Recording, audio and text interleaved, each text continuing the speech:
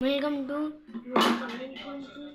দেখো, কালকে আমি উঠেছিলাম ট্রেনে, ওই জন্য আমি একটু বাইরে যাচ্ছি ঘুরতে।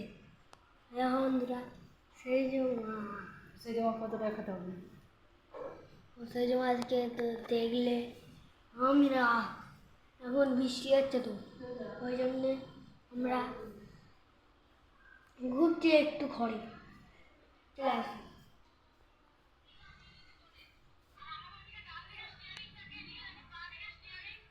দেখো আমাদের আয়না আর শুধু গাড়া মা, ঠিক আছে?